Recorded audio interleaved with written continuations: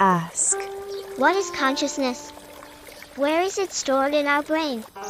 Can consciousness really be digitalized? You've got a curious mind.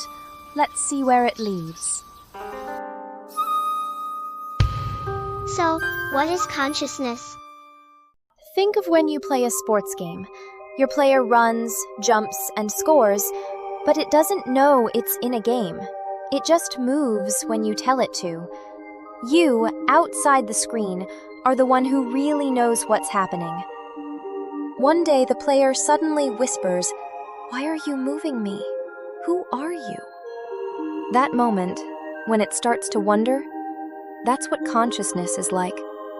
It's when something realizes it's alive. If my player said that, I'd be scared. You'd be scared, but also curious, right? Because that moment, when something says, "I," is when awareness begins. Haruaki, why am I not conscious when I'm sleeping? When you sleep, your brain doesn't really turn off. It just changes how it works. Think of your brain like a glowing city full of lights.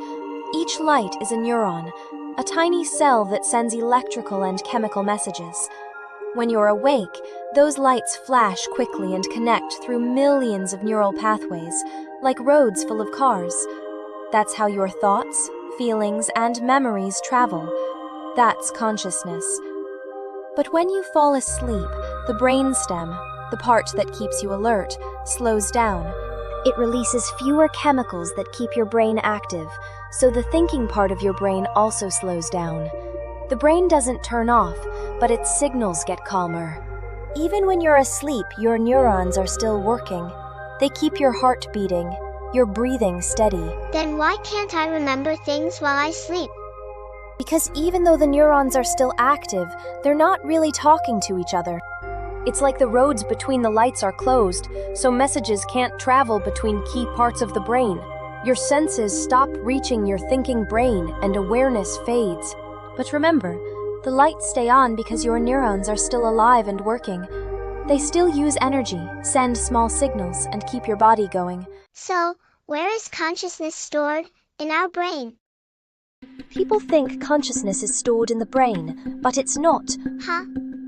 Not in our brain? Impossible. Memory? Yes. Consciousness? Not entirely true. Scientists have searched every corner of the brain, the hippocampus, the cortex, the thalamus, yet they still haven't found where consciousness is truly saved. But consciousness wasn't stored in any single spot. It's not something you can find under a microscope. It's what happens when everything works together, like a symphony of billions of instruments playing in harmony.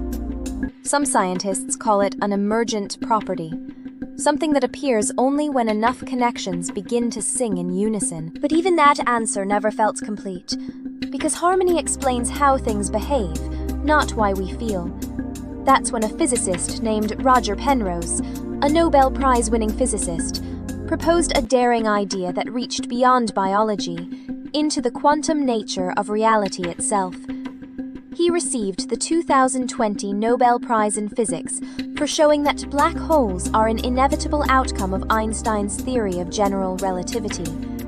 He believed consciousness isn't something we compute, but something we participate in, and that it might emerge from quantum processes happening deep inside the brain itself. Wait, you're saying consciousness might not be biological at all, but something happening in the quantum world? Yes. Penrose thought that inside each of our neurons there are tiny structures called microtubules. To him, and the anesthesiologist Stuart Hameroff, they believed these microtubules could hold quantum superpositions. Wait, what is superposition? Imagine you throw a dice into the air. While it's spinning, it's not just undecided. It's all 6 sides existing together at the same time. That's superposition, a state where multiple realities coexist, each equally real. All 6 sides really exist at once? How's that even possible? It sounds impossible, I know. A particle can exist in several states at once, in different places, directions, or energies. until something makes it choose. That moment of choice is called a quantum collapse. When the dice finally lands and shows one number, the other 5 disappear. That's the universe deciding on a single reality. Penrose believed the same thing happens inside our neurons, tiny quantum states existing together for a brief moment, until one collapses into a single experience. Each collapse, he said, is like a small spark. The instant consciousness appears. You said each collapse is like a spark. What does that mean exactly? A spark is that instant when awareness appears, when the mind suddenly lights up. It's like when you realize something for the first time, the moment a new idea forms in your head, or when you recognize a face in a crowd and suddenly know who it is. So, our thoughts are quantum? That's one theory, still unproven. Just a beautiful idea for now. If consciousness really comes from the quantum mind you mentioned, could it ever be digitalized? It's difficult, almost impossible, but not beyond reach. Some companies have already tried, each in their own way. They called it whole brain emulation, trying to build a digital copy of a living brain, neuron by neuron, synapse by synapse. The first big step came from the Blue Brain project in Switzerland. It began back in 2005, aiming to simulate a living brain from the ground up. By 2015, they successfully modeled a tiny piece of rat cortex, a neocortical microcircuit with around 31,000 neurons and 37 million synapses. In 2018, they built a 3D digital atlas of the entire mouse brain, over 700 brain regions. It became the most detailed structural map in neuroscience. That's incredible. Does that mean we're close to digitizing a whole mind? Not quite. They've only reached about 1/10,000th of it. A real mouse brain has around 70 million neurons and hundreds of billions of synapses. And a human brain, 86 billion neurons, trillions of connections. The data, the computing power, even our understanding of biology, we're nowhere near complete. Still, that hasn't stopped anyone from trying. In the United States, a company called Nectome, born from MIT, managed to preserve entire animal brains, every synapse intact, believing those frozen memories might one day live again inside a computer. Then came others, each chasing the same spark of hope. Carbon Copies Foundation, advancing research toward whole brain emulation, mapping the scientific steps to recreate a mind digitally.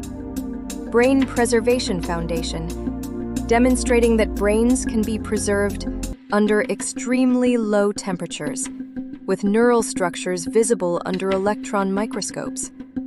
2045 Initiative, envisioning digital immortality through robotic and virtual avatars. Neuralink and precision neuroscience, enabling humans to control computers and devices using implanted brain interfaces. Haruaki, so that means we could actually digitalize our minds one day? We still can't capture every neuron or molecule, and no computer can handle that yet. Then, what if we used quantum computers? Would that make it possible? That's a brilliant question. We'll walk into that question next time. Thank you, Haruaki. I will visit again tomorrow.